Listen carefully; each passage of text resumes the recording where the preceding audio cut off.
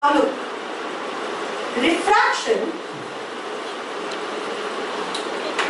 through rectangular glass block. What are we taking here? Rectangular glass block.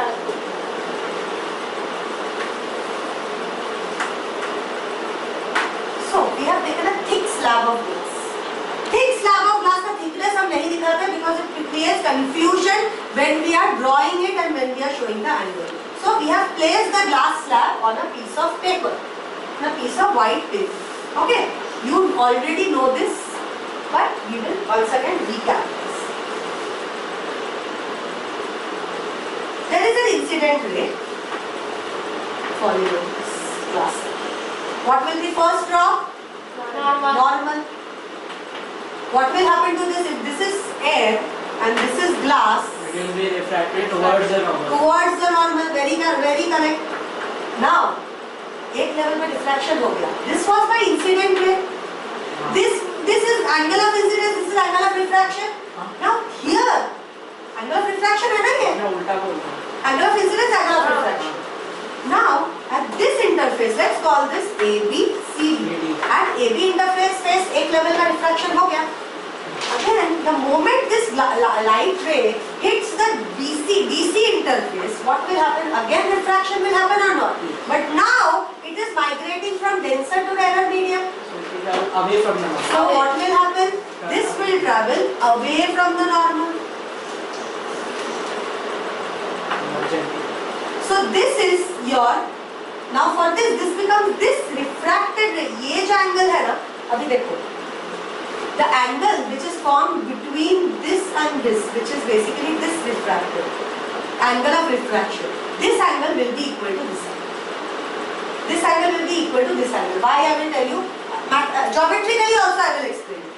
See, दोनों के दोनों normal है, मतलब दोनों के दोनों perpendicular है कि नहीं? इसके perpendicular ये normal. Let's call it normal PQ and let's call this normal XZ. PQ is perpendicular to AB. Do you agree?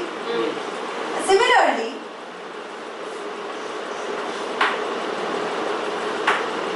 XZ is perpendicular to DC. दोनों perpendicular है कि नहीं? है पक्का? एकदम पक्का. Now, is this a straight line? Is RS a straight line? Is there any refraction that has happened between R and S? No. Because it hasn't changed medium. So can I say RS is a straight line? This is my R, this is my S. Straight line है ना? तो ये अगर perpendicular है, ये अगर perpendicular है, two perpendicular lines are parallel to each other ना? So can I say this line and this line are parallel to each other? So can I say, now what kind of figure is it forming? Z बन रहा है कि नहीं? ये by alternate angle theorem. Have you ever heard of this? Alternate angle theorem. This is similar to interior angle.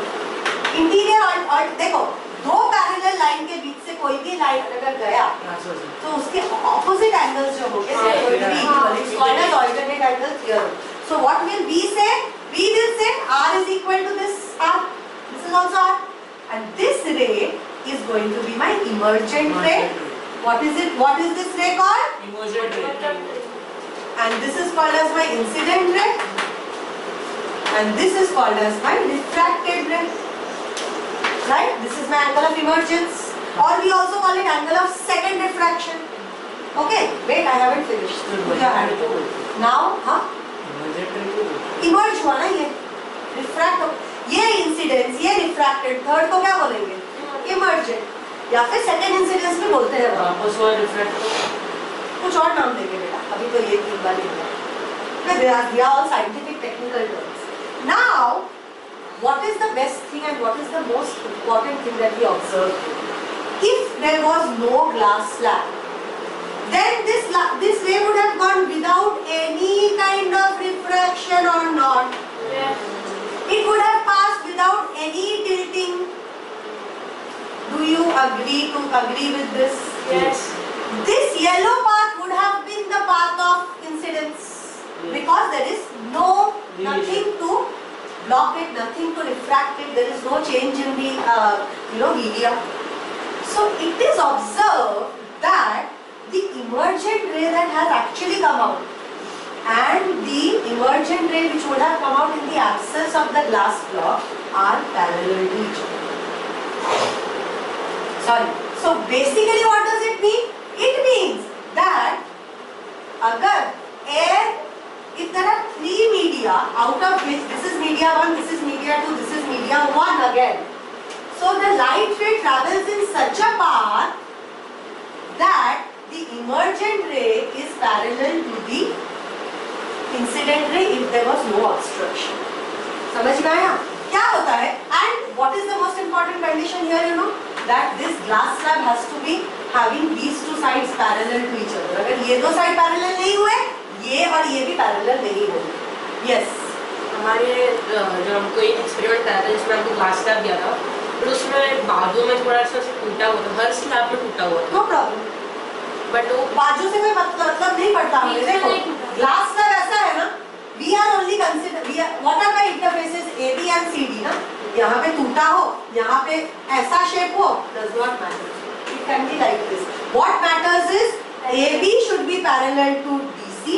Then what happens is this, when this ray is incident on this surface, it tilts in such a way that when it emerges, it becomes parallel to the line, parallel to the incident ray if it had to pass without any glass slab or without any obstruction.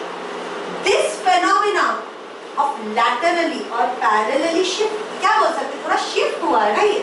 Basically थोड़ा left hand side में shift हो गया है. Light ray अगर glass slab नहीं रहता तो light ray ऐसा जाता ना. और अगर glass slab है तो थोड़ा पीछे हो गया लेकिन parallelly है. So we call this shift as the lateral displacement. What do we call it? Understood? What are the conditions necessary? These two interfaces have to be parallel. And the nature of the third media has to be same as the first media. यहाँ पे अगर water होता तो ये कभी नहीं होता.